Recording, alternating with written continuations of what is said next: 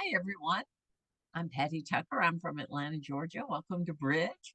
I'm so excited that you're learning. I was 11 when I first learned how to play bridge, and I've been playing bridge the rest of my life. I've loved it every time I play. There's something new that happens. I get a different hand, something I have to figure out.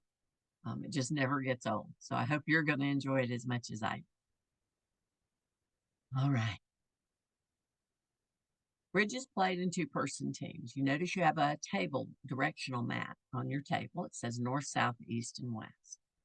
So in bridge, the person across from you is your partner. North and south are partners, east and west are partners. What's really good about that is you always have somebody on your side helping you win. We use a standard deck of playing cards. We don't play with the jokers. The dealer, that's the description of the person who deals the cards. And we'll have a different dealer for each hand, but it's the player who starts dealing the cards.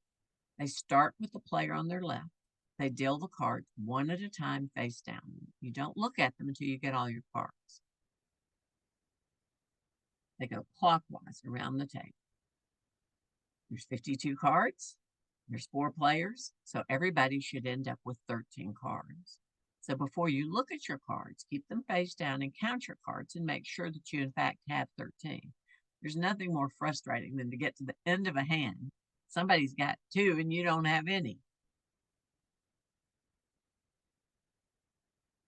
There's a concept of honor cards, and in bridge, the highest card in each suit is the ace. The ace is never 1, it's always the highest. But we call the ace, king, queen, jack, 10 of each suit honor cards. And way back when, 100 years ago, what the players that were making the rules for the game decided was they were going to have hearts and spades, is what we call major suits, and diamonds and clubs are going to be called minor suits.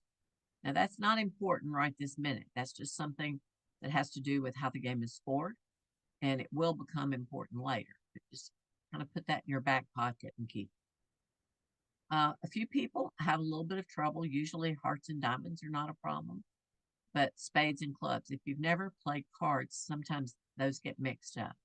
Remember that spades have a point at the top. They're kind of like upside down hearts, and diamonds and clubs have a rounded edge. So spades and hearts are majors, minors are diamonds and clubs. Ace is the highest, and then the king, the queen, the jack, the 10. That's the order of strength. And then you just go 9 down to the 2.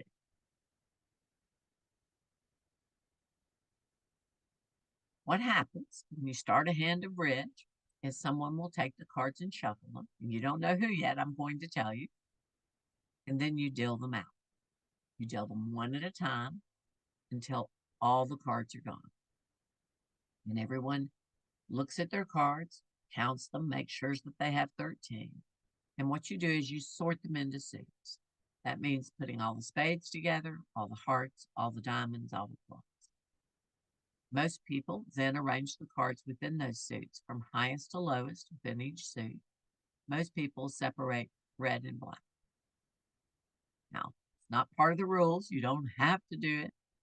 You won't get thrown out of the game, but it really does make it easier, especially when you're new, to find the cards you want. So I highly recommend that you do. Now let's talk about how it's played. How is the game actually played? One person will play the first card. The first card played in every hand of bridge is called the opening lead. And then each player, going clockwise, must play a card in the same suit as the suit that was led. And then the next, and then the next. Those 4 cards are called a trick. And you have 13 cards in your hand. You play them one at a time. There are 13 tricks in every hand of bridge. The player who played the highest card in the suit that was led wins. Okay? So here, in diamonds, the king was the highest card. But remember, north and south are partners, right? So north-south partnership wins the trick. If your partner wins, it's just as good as you win. Now, the actual player that played the highest card was south. So South won the trick, and they would lead first to the next trick. And they don't have to play the same suit. They can lead any suit they want. They can play any card they want. If you look at the bottom of the page, you're going to see a special way that we keep the cards. We're going to play a hand right now. So let's give it all a try. Remember, you're going to follow suit led for each trick. Play is going to go clockwise. The highest card in the suit led is going to win the trick, and you're going to turn the card in front of you, face down, and point the length of the card in the direction of the partnership that won the trick. If you look at the bottom of your page, you'll see how we stand the cards up or lay them down depending on who won. Some people actually say that. Stand them up if you win them, lay them down if you lose them. If you and your partner won, you're going to place the card face down vertically. And if your opponent's won, you're going to turn the card face down horizontally. That's how we keep track of who won the trick. And then you kind of stagger them so it's easy to see. So the opening leader for this hand is going to be East. Now you might see that you have a plastic holder on the table in front of you. Notice that it says North, South, East, and West. There's just a little pocket in that plastic board. You'll pull your cards out. Make sure you have 13. Sort into suits. And then East is going to make the opening lead. All right, have fun. All right. Let's take a look. North and South. How did you win tricks? Remember, it had to be the highest card played in the suit that was led. So which of your cards won tricks? Probably your aces and kings. Probably that queen of diamonds. Jack of clubs might have won a trick, maybe not. Your aces and kings probably did. And sometimes you can win tricks with smaller cards. So look at that diamond suit. We've got quite a few diamonds, right? We have a 5-card suit. We consider that kind of a long suit in bridge.